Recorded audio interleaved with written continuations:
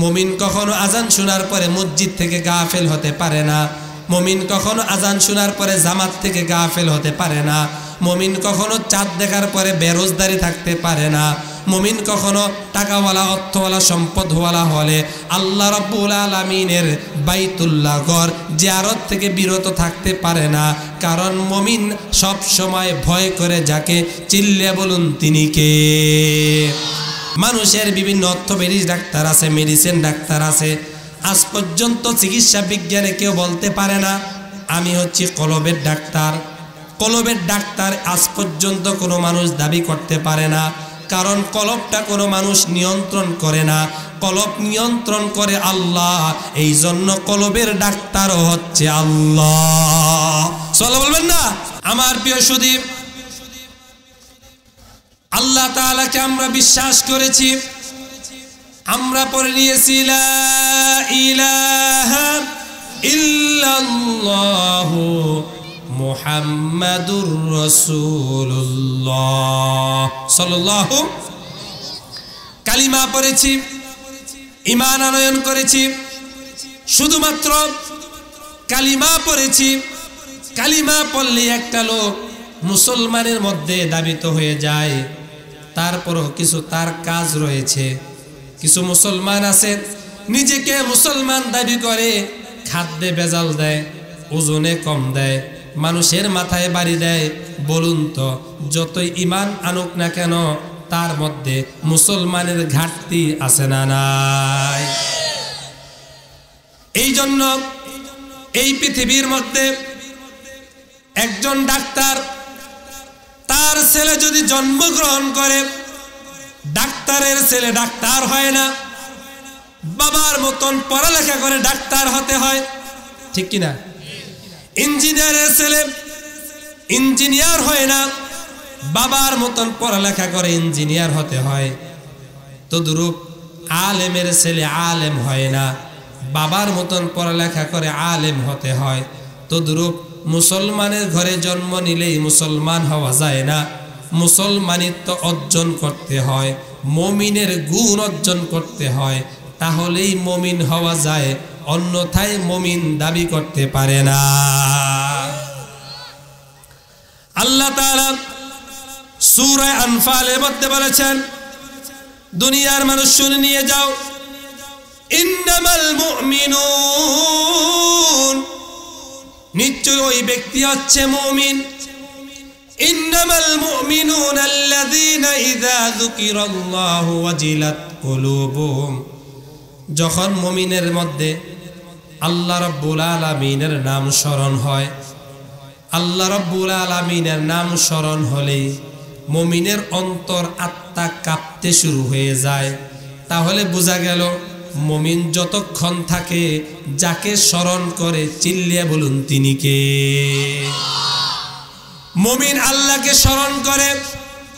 এই জন্য মুমিন যখন গুনার কাছে যায়, মুমিন গুনাহ করে না, কারণ দেখতেছে কে?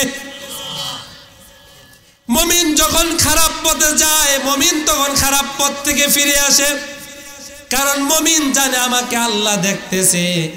যেহেতু আমি আল্লাহর গোলাম, যেহেতু আমি আল্লাহর গোলাম, এই জন্য আল্লাহ আমাকে দেখতেছে।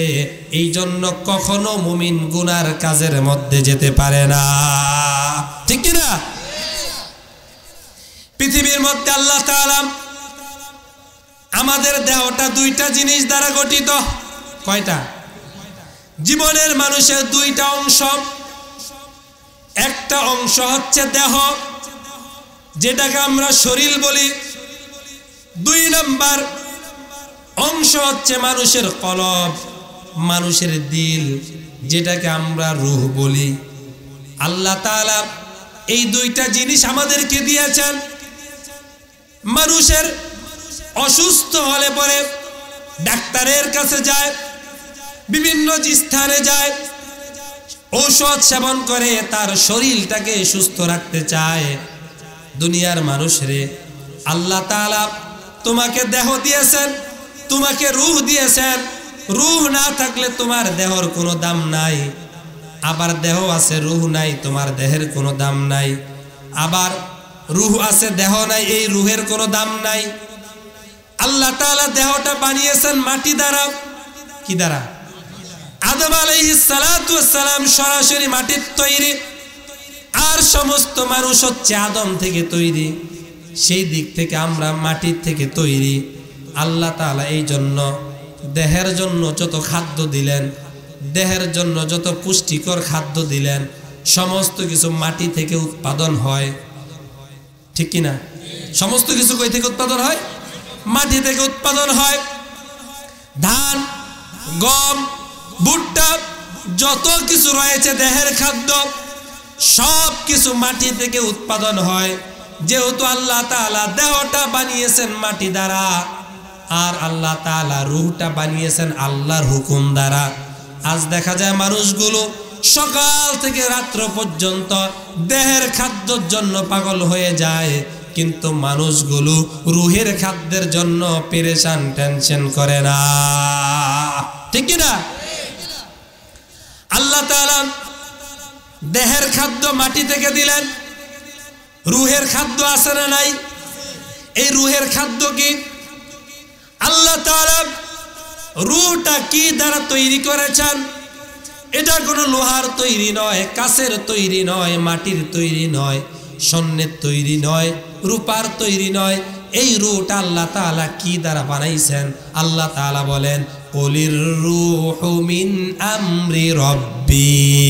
আমি আল্লাহ তাআলা এই রুহটা আমার আদেশ দিয়ে সৃষ্টি করেছি। এই রুহটা কার আদেশ? আল্লাহ তাআলার আদেশ পেলে একটা বান্দা জীবিত হয়ে যায়। আবার আল্লাহ তাআলার যদি নিষেধাজ্ঞা চলে আসে, বান্দা মৃত হয়ে যায়। তাহলে বোঝা গেল এই রূহটার নিয়ন্ত্রণ কোনো মানুষ নয়, এই রূহটার নিয়ন্ত্রণ হচ্ছে একজন। চিল্লিয়ে বলুন তিনি কে? আল্লাহ তাআলা বলেন, ইযা জাআ আজালুহুম লা ইস্তাখিরুনা সাআতাও ওয়ালা ইস্তাকদিমুন। মানুষের যখন মৃত্যুর পরোয়ানা চলে আসে, মৃত্যুর গ্রেফতারি পরোয়ানা চলে আসে, এক সেকেন্ড তার জন্য অপেক্ষা করা হয় নাই, এক সেকেন্ড আগেও করা হয় না, এক সেকেন্ড পরেও করা হয় না। নির্দিষ্ট সময়, নির্দিষ্ট স্থানে যার হুকুমে রূহটা কবজ হয়ে যায়। চিল্লিয়ে বলুন তিনি কে? এই রূহ কারো কথা মান্য করে না, রূহ একমাত্র আল্লাহর আদেশে চলে। এই রূহটার খাদ্য আছে। আল্লাহ যেহেতু রূহটা বানিয়েছে আল্লাহর হুকুম দ্বারা, এই জন্য আল্লাহ তাআলা রূহের জন্য খাদ্য দিলেন। নামাজ কার হুকুম? রোজা কার হুকুম? হজ করা কার হুকুম? যাকাত দেওয়া কার হুকুম?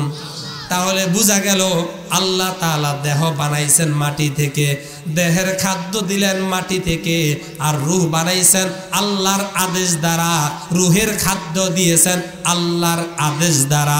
কিন্তু বর্তমান অনেক আল্লাহর বান্দা সকাল থেকে বিকাল পর্যন্ত দেহের খাদ্যের জন্য পাগল পারা হয়ে যায়, কিন্তু বান্দার রূহের খাদ্যের জন্য কখনো টেনশন করে না। এমন মুসলমান আমাদের সমাজে আছে না নাই? কথা বুঝেননি আপনারা? কষ্ট হয়নি? এই জন্য আল্লাহ তাআলা বলেন, ইন্নামাল মুমিনুন, নিশ্চয় ওই ব্যক্তি হচ্ছে মুমিন। তার বৈশিষ্ট্য কি? তার কোয়ালিটি কি?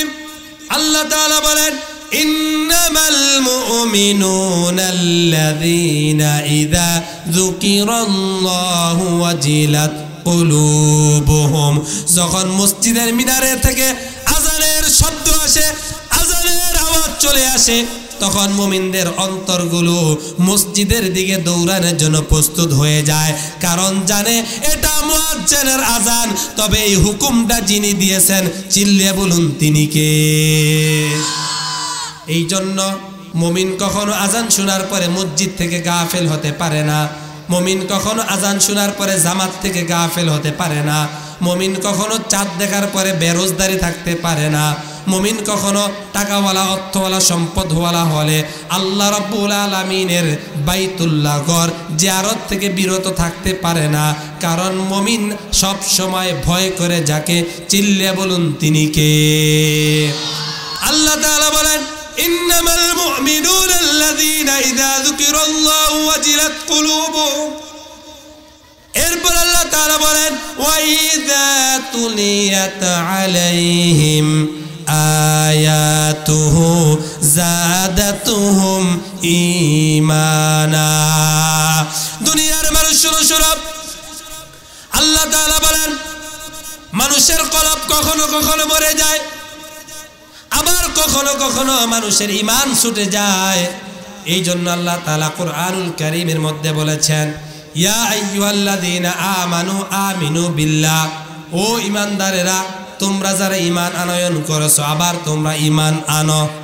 আমরা ঈমান আনয়ন করেছি, তারপর আল্লাহ সুবহানাহু ওয়া তাআলা আবার ঈমান আনার জন্য বলেছেন আমাদের ঈমান মাঝে মাঝে নবায়ন করতে হয়। তদ্রূপ আমাদের কলব আছে, মাঝে মাঝে কলবটা মরে যায়। এই কলবটা দুই কারণে জীবিত হয়। এক নাম্বার হচ্ছে ওয়া ইযা তুলিয়াত আলাইহিম আয়াতুহু যাদাতহুম ঈমানা। যখন আল্লাহ সুবহানাহু ওয়া তাআলার কুরআনুল কারীম কোন বান্দার সামনে তেলাওয়াত করা হয়, তখন ঈমানদারের ঈমানটা তাজা হতে থাকে, বলি সুবহানাল্লাহ। আজ দেখা যায় আমরা মাউশেদুনের বই পড়ি, হুমায়ুন আজাদের বই পড়ি, জীবনে কত গল্পের বই না পড়লাম, কিন্তু আজ দেখা যায় আমরা কুরআনুল কারীম তেলাওয়াত করি না। সারা রাত পর্যন্ত বিভিন্ন নাটক সিনেমা দেখার পরে আমরা ঘুমাইতে যাই রাতের 3টা বাজে, সকালবেলা হলে সকালবেলা 9টা বাজে। ছেলেও চোখ ডলতে ডলতে কেজি স্কুলে যায়, মাও কেজি স্কুলে যায়, কারণ তার সকালবেলার সকাল হয় সকাল 10টায়। রাসূলুল্লাহ সাল্লাল্লাহু আলাইহি ওয়াসাল্লাম দোয়া করেছেন আল্লাহুম্মা বারিক লি ফি উম্মতি বুকুরিহা, ও আল্লাহ আমার উম্মতের সকালের সময়ের মধ্যে বরকত দেন। আজ দেখা যায় আমাদের সকাল হয় দিনের 10টায়, ফজর কায়জা, এমন অবস্থা আমাদের সমাজে আছে না নাই? আল্লাহ তাআলা বলেন وَإِذَا تُلِيَتْ عَلَيْهِمْ آيَاتُهُ زَادَتْهُمْ ঈমানা। যখন কোনো মানুষের কাছে কোরআনুল কারীম তেলাওয়াত করা হয়, ঈমানদারের সামনে যখন কোরআনুল কারীম তেলাওয়াত করা হয়, তখন ঈমানদারের ঈমান বৃদ্ধি পেতে থাকে, ঈমানদারের ঈমান তাজা হতে থাকে। এই জন্য কোরআন পড়ার দরকার আছে না নাই? 2 নম্বরে মানুষের কলব তাজা হয় আল্লাহর জিকির দ্বারা। কি দ্বারা? আল্লাহর জিকির দ্বারা।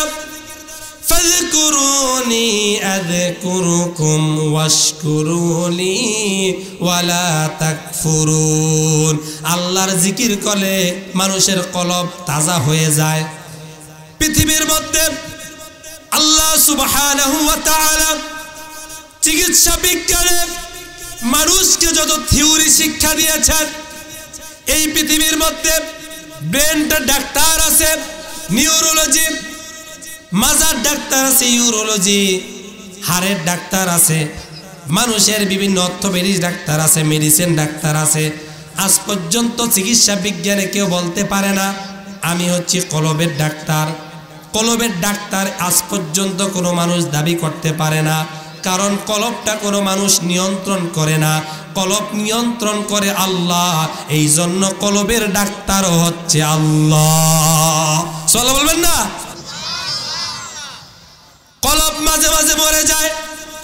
আপনার কলব সুস্থ নাকি অসুস্থ বুঝবেন কি করে? মানুষের শরীরের মধ্যে যখন অসুস্থতা দেখা দেয়, তখন এটার জন্য পরীক্ষা নিরীক্ষা করে না? পরীক্ষা করে কি করে না? এখন কলবের জন্য পরীক্ষা, কলব সুস্থ আছে নাকি অসুস্থ আছে আপনি কিভাবে বুঝবেন? রাসূলুল্লাহ সাল্লাল্লাহু আলাইহি ওয়াসাল্লাম বলেছেন মানুষ স্বর্ণ মাফে কোষ্ঠী পাথর দ্বারা বিভিন্ন জিনিস দ্বারা মানুষ সত্য এবং মিথ্যা নির্ণয় করে। কলবটা সুস্থ নাকি অসুস্থ, এর জন্য আল্লাহ তাআলা একটা কোষ্ঠী পাথর দিয়েছেন। যখন দেখবেন আপনার ভালো কাজ আপনাকে আনন্দ দেয় আর আপনার খারাপ কাজ আপনাকে বেদনা দেয়, তখন বুঝবেন আপনার কলবটা ভালো আছে, সৎ কাজের আদেশ দেয়, অসৎ কাজ থেকে নিষেধ করে রাখে। নামাজ পড়লে মনটা ভালো লাগে, নামাজ না পড়লে মনটা ভালো লাগে না। বুঝে নিবেন আপনার কলবটা সুস্থ আছে। আর যখন দেখবেন আপনার কলব খারাপ কাজ করলে আপনার কলবের মধ্যে অনুশোচনা হয় না, আপনার কলব আপনাকে যন্ত্রণা দেয় না, বুঝে নিবেন আপনার কলবের মধ্যে বেজাল আছে। এই জন্য মাঝে মাঝে কলবটা পরিষ্কার করার দরকার আছে না নাই? হযরত ওমর ফারুক রাদিয়াল্লাহু তাআলা অদ্য জাহানের খেলাফতের দায়িত্ব গ্রহণ করেছেন। একদিন মসজিদে নববীর মধ্যে তিনি বসে আছেন, মসজিদের মধ্যে টিম টিম করে বৃষ্টি পড়ছে। হযরত ওমর ফারুক রাদিয়াল্লাহু তাআলা তিনি মসজিদে নববী থেকে বের হয়ে গেলেন। মদিনার মানুষগুলো কেমন রয়েছে, মদিনার মানুষগুলোর অবস্থা কি একটু খোঁজ খবর নেওয়ার জন্য তিনি রওনা শুরু করলেন। কিছু দূর যাওয়ার পরে দেখলেন মরুভূমির প্রান্ত থেকে একটা কান্নার আওয়াজ শোনা যায়। শুধুমাত্র কান্নার আওয়াজ নয়, এই আওয়াজটা যেন আর্তনাদের আওয়াজ আসতেছে। হযরত ওমর ফারুক রাদিয়াল্লাহু তাআলা কিছু দূর দাঁড়ায়া আওয়াজগুলো শ্রবণ করলেন আর তাদের সামনে গিয়ে বললেন, এত রাতের মধ্যে তোমাদের ঘর থেকে কেন কান্নার আওয়াজ আসতেছে? তোমরা কি রাতের মধ্যে ঘুমাও না? কেন তোমরা ঘুমাও না? তোমাদের সমস্যা কি? ঘর থেকে আওয়াজ আসলো, তাঁবু থেকে আওয়াজ আসলো, কে আপনি? আপনার পরিচয় কি?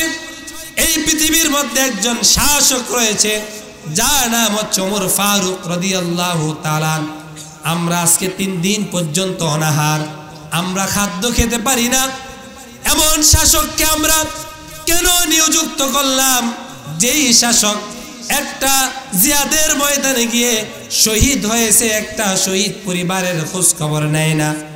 আমি কাল কিয়ামতের মাঠে আল্লাহ রাব্বুল আলামিনের দরবারে হযরত ওমরের নামে মামলা দায়ের করব। হযরত ওমর ফারুক রাদিয়াল্লাহু তাআলা এই কথা শোনার পরে তিনি বললেন, আমার পা থেকে যেন মাটিগুলো খসে খসে পড়ে যাচ্ছে। তিনি দৌড়াইতে শুরু করলেন, দৌড়াইতে দৌড়াইতে চলে আসলেন মদিনার মধ্যে। বাইতুল মালের রক্ষণাবেক্ষক ছিল আব্দুস সালাম। আব্দুস সালামকে বলল, আব্দুস সালাম রে, বাইতুল মালটা খুলে দাও, এই বস্তার মধ্যে কিছু আটা দাও, কিছু সবজি দাও, কিছু তরু তরকারি দাও। বস্তার মধ্যে আটা নিলেন, তরু তরকারি নিলেন, বস্তাটা নিজ কাঁধের মধ্যে বহন করলেন। ধনির দুলাল, জীবনে কোনোদিন বস্তা টানার অভ্যাস নাই। আব্দুস সালাম বলল, আমিরুল মুমিনিন, আজকে আপনি বস্তা টানবেন? আপনার বস্তা বহন করার জন্য আমরা তো নিযুক্ত রয়েছি।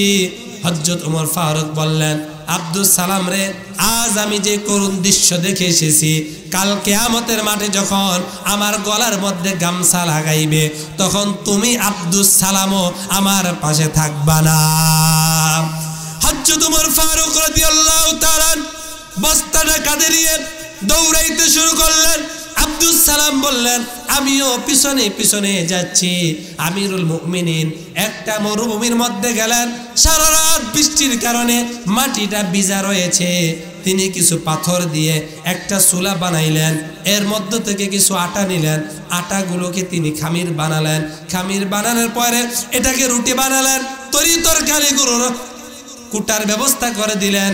কাটার পরে তিনি রুটি বানালেন, তো সবজিটা একটু গরম করলেন আর বললেন, মা রে, তোমার সন্তানদেরকে খাওয়াও, তোমার সন্তানদেরকে খাওয়াও। আর কাল সকালবেলা খলিফাতুল মুসলিমিন আমিরুল মুমিনিন তার দরবারে চলে যাবা। আমিরুল মুমিনিন তোমাদেরকে শহীদ পরিবার হিসাবে তোমাদেরকে যা দিবে তা দ্বারা তোমরা অনেক খুশি হয়ে যাইবা। হযরত ওমর ফারুক রাদিয়াল্লাহু তাআলা আমিরুল মুমিনিন খলিফাতুল মুসলিমিন আব্দুস সালাম বলল, রাত পর্যন্ত বৃষ্টি হওয়ার কারণে তিনি যখন ভিজা চুলার মধ্যে ফু দিচ্ছেন, ফু দিতে দিতে এমন পর্যায়ে ধপ করে আগুন ধরে উঠলো। এই আগুনগুলো যেন তার দাড়ি মোবারকের মধ্যে ফুরে গিয়েছে। খলিফাতুল মুসলিমিন আমিরুল মুমিনিন সেখান থেকে একটু দূরে এসে দাঁড়িয়ে আছে। চোখ থেকে দর দর করে পানি পড়তেছে, চোখ থেকে দর দর করে পানি পড়তেছে। আব্দুস সালাম বলল, আমিরুল মুমিনিন চলেন চলেন, কিছুক্ষণ পর আজান দেবে, মসজিদে নববীর মধ্যে আপনার আশায় সকলেই বসে থাকবে, আপনি তো মসজিদের ইমাম। বলল, আব্দুস সালাম রে একটু দাঁড়াও, এখান থেকে আমি এই বাচ্চাদের আত্মনাতের কণ্ঠ শুনতে পেয়েছি। বাচ্চারা এখন খাবার খাবে, তার পেটের মধ্যে যখন একটু খাবারের অংশ তার পেটের মধ্যে যাবে, এই খাবারের অংশ যখন পেটের মধ্যে যাবে, বাচ্চাগুলো যখন একটু হাসি দিবে, আমি ওমরের অন্তর আত্মাটা শান্তি পেয়ে যাবে। এই জন্য আমি একটু অপেক্ষা করতেছি, বলি সুবহানাল্লাহ। হযরত ওমর ফারুক রাদিয়াল্লাহু তাআলা হযরত ওমর ফারুক রাদিয়াল্লাহু তাআলা সেখান থেকে মসজিদে নববীর দিকে রওনা শুরু করলেন। সকালবেলা ফজরের নামাজ আদায় করলেন। ফজরের নামাজ আদায় করার পরে উপস্থিত মুসল্লিদেরকে বললেন, আজ একটা বিচার হবে, সকলেই বসবেন, আর একটা বড় ধরনের অপরাধীর বিচার হবে। সকল মানুষ অন্তরে ভয়ের মধ্যে কাঁপতেছে। ওমর যখন বিচার করবে মনে হয় যেন কার জানে আজকে গদ্দান চলে যায়। হযরত ওমর ফারুক রাদিয়াল্লাহু তাআলা কোতোয়ালকে বললেন, কোতোয়াল রে যাও যাও, মরুভূমির মধ্যে একটা তাঁবুর মধ্যে কিছু সন্তান আছে, একজন মহিলা রয়েছে, তাকে আমার কাছে নিয়ে আসো। কোতোয়াল সেখান থেকে তাদেরকে উদ্ধার করে নিয়ে আসলেন। মহিলা আস্তে আস্তে মসজিদে নববীর সামনে যখন আসলেন, মানুষগুলো সবাই তাদেরকে জায়গা করে দিলেন। ওমর ফারুক রাদিয়াল্লাহু তাআলা বললেন, মারে আসো আসো আসো। যখন তিনি মিহরাবের কাছে আসলেন, ওমর ফারুক রাদিয়াল্লাহু তাআলা তার গলা থেকে পাগড়িটাকে নামায়া দিয়া পাগড়ির একটা অংশ ভিক্ষা দিয়ে মহিলার কাছে দিলেন, আর বললেন, মারে নাও, তোমার কাছে আমার পাগড়িটা দিয়ে দিলাম, তুমি এই পাগড়ি দ্বারা ওমরের গলার মধ্যে দুনিয়ার মধ্যে গামছা লাগাও। তুমি বলেছো আল্লাহর আদালতে তুমি গামছা লাগাইবা, কাল কিয়ামতের মাঠে আল্লাহর নবী মুহাম্মদুর রাসূলুল্লাহ সাল্লাল্লাহু আলাইহি ওয়াসাল্লামের সামনে আমার গলার মধ্যে গামছা লাগাইবা। এই দৃশ্য আল্লাহর নবী সইতে পারবে না, তুমি এই দুনিয়ার মধ্যে আমার গলার মধ্যে গামছা লাগাইয়া দাও, আর এই দুনিয়ার মধ্যে আমার বিচার কার্যকর সম্পাদন করে দাও। আল্লাহু আকবার। কেমন শাসক ছিলেন, আল্লাহর ভয় তাদের অন্তরের মধ্যে কেমন ছিল।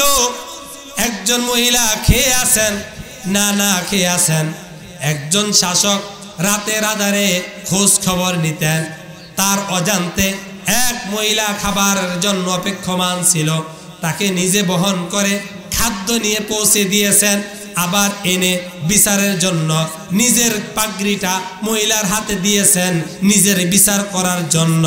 আজ দেখা যায় আমাদের সমাজে এমন নেতা আছে, জনগণের দিকে চায় না, নিজের দিকে চায়, জনগণের সম্পদ ভক্ষণ করে খায়, এমন নেতা আমাদের সমাজে আছে না নাই? আল্লাহ তাআলা বলেন, ওয়াইদা তুলিয়াত আলাইহিম আয়াতুহু যাদাতুহুম ঈমানা।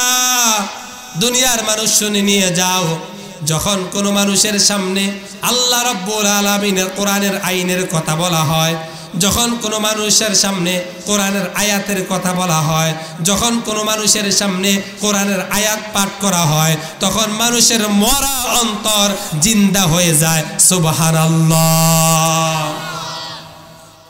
এরপর আল্লাহ তাআলা বলেন, মানুষ যে ব্যক্তি মুমিন দাবি করে, মুমিনরা সদা সর্বদা আল্লাহর প্রতি তাওয়াক্কুল করে।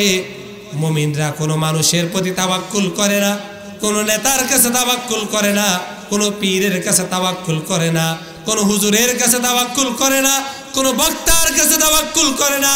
আল্লাহ তাআলা বলেন, যারা মুমিন তারা তাওয়াক্কুল করে আল্লাহর প্রতি। ওয়া ইযা তুলিয়াত আলাইহিম আয়াতুহু যাদাতুহুম ঈমানাও ওয়া আলা ওয়া আলা রাব্বিহিম ইয়াতাওয়াক্কালুন। কারণ মুমিনরা সদা সর্বদা তাওয়াক্কুল করে একজনের কাছে। চিল্লিয়ে বলুন তিনি কে? হযরত ইব্রাহিম আলাইহিস সালাতু ওয়াস সালাম, যাকে বলা হয় খলিলুল্লাহ, আর মুহাম্মাদুর রাসূলুল্লাহ যাকে বলা হয় হাবিবুল্লাহ।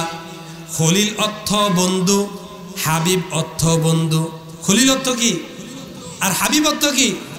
এখন পার্থক্য কি? পার্থক্য হচ্ছে খলিল অর্থ হচ্ছে বন্ধু।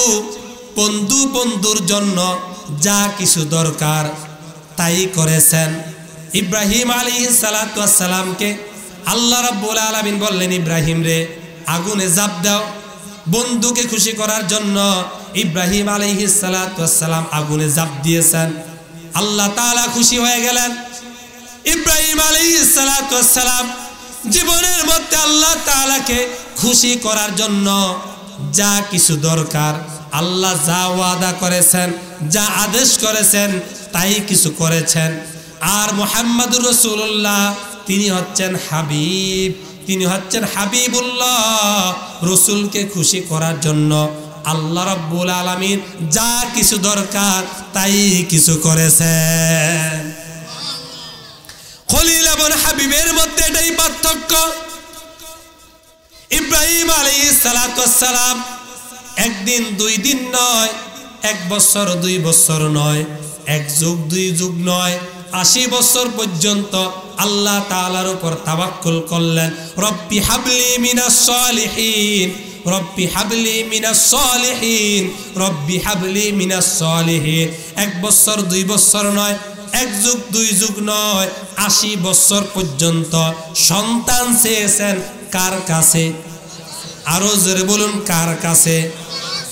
ইব্রাহিম আলাইহিস সালাতু ওয়াস সালাম এক সেকেন্ডের জন্য, এক মুহূর্তের জন্য, এক দিনের জন্য আল্লাহর প্রতি তাওয়াক্কুল হারায় না। 80 বছর পর্যন্ত আল্লাহর প্রতি তাওয়াক্কুল করছেন। রব্বি হাবলি মিনাস সালিহিন, ও আল্লাহ আমাকে একটা নেককার সন্তান দাও, ও আল্লাহ আমাকে একটা সালেহ সন্তান দাও। 80 বছর পরে আল্লাহ তাআলা বলেন ফাবাশশারনাহু বিগুলামিন হালিম। ইব্রাহিম রে আমি তোমার দোয়া কবুল করে নিলাম। ফাবাশশারনাহু বিগুলামিন হালিম, আমি তোমাকে একটা সালেহ সন্তান, ধৈর্যশীল সন্তানের সুসংবাদ দিলাম। আল্লাহু আকবার। আমার প্রিয় সুধী, ইব্রাহিম আলাইহিস সালাতু ওয়াস সালাম 80 বছর পর্যন্ত আল্লাহর প্রতি তাওয়াক্কুল করেছেন। কিন্তু দেখা যায় আমরা বর্তমান সময়ে অসুস্থতা যদি একটু আমাদের গভীর হয়, আমরা বলি আল্লাহকে আমাকে চোখে দেখে না। এমন বলার মুসলমান আমাদের সমাজে আছে না নাই? এই জন্য আল্লাহ তাআলা বলেন মুমিনদের অন্যতম গুণ হচ্ছে ওয়া আলা রাব্বিহিম ইয়াতাওয়াক্কালুন। মুমিনরা তাওয়াক্কুল করে কার উপর? এরপর আল্লাহ তাআলা বলেন আল্লাযীনা ইউকিমুনাস সালাহ। মুমিনদের অন্যতম গুণ হচ্ছে তারা সালাত কায়েম করে, নামাজ কায়েম করে। শুধুমাত্র নিজে নামাজ পড়লে হবে না, কু আনফুসাকুম ওয়া আহলিকুম নারা, নিজে নামাজ পড়তে হবে আর নিজের আহাল পরিবার পরিজন যাদেরকে আছে তাদেরকেও নামাজি বানার দরকার আছে না নাই? আল্লাহ তাআলা বলেন তুমি শুধু নামাজ আদায় করবা, তোমার আহাল পরিবার নামাজ পড়বে না, তা হতে পারে না। আল্লাযীনা ইউকিমুনাস সালাহ, তুমি নিজে নামাজ আদায় করবা, তোমার আহাল পরিবার পরিজন তাদেরকেও নামাজের তাগিদ দিবা, তাদেরকেও নামাজ আদায় করার জন্য তাদেরকে তাগিদ দিবা, তাদেরকেও নামাজও বানাবা। কারণ তুমি শুধুমাত্র জাহান্নামের আগুন থেকে বাঁচবা, তোমার আহাল পরিবার পরিজন তারা বাঁচবে না, তা হতে পারে না। এরপর আল্লাহ তাআলা বলেন ওয়া মিম্মা রাযাকনাহুম ইউনফিকুন। আল্লাহ তাআলা তোমাদেরকে যে রিজিক দান করেছে এই রিজিক থেকে আল্লাহর রাস্তায় ব্যয় করবা। আজ দেখা যায় মাহফিলের কথা শুনলে নিজের পকেট থেকে টাকা বের হয় না, গানের আসরের জন্য 31st নাইটের জন্য টাকা চাইলে টাকার অভাব হয় না। এমন বাস্তবতা আমাদের সমাজে আছে না না? নাই। এই যে কিছুদিন পরে আসতেছে 31 নাইট, দেখবেন ওই 31 নাইটের প্রোগ্রাম করার জন্য যুবকদের টাকার অভাব হয় না, কিন্তু মাহফিলে মসজিদে মাদ্রাসা টাকা চাইলে টাকা বের। যেহেতু রিজিকের মালিক হচ্ছে আল্লাহ, আল্লাহ তাআলা বলেন ওয়া মা মিন দাব্বাতিন ফিল আরদি ইল্লা আলাল্লাহি রিজকুহা, জমিনের মধ্যে এমন কোন প্রাণী বানাই না যার রিজকের দায়িত্ব আমি আল্লাহ তাআলা গ্রহণ করি না। এই জন্য রিজিক দেওয়ার মালিক কে? যেহেতু আল্লাহ তাআলা রিজিক দেওয়ার মালিক, আল্লাহর দেওয়া রিজিক গুলো আল্লাহর রাস্তায় খরচ করতে হবে। আল্লাহ বিরোধী কোন রাস্তায় আল্লাহর দেওয়া রিজিক খরচ করা যাবে না, ঠিক কিনা? এই জন্য আল্লাহ তাআলা আমাদেরকে মুমিন হয়ে এই দুনিয়া থেকে বিদায় নেওয়ার তৌফিক দান করুক। সকলে বলি আমিন।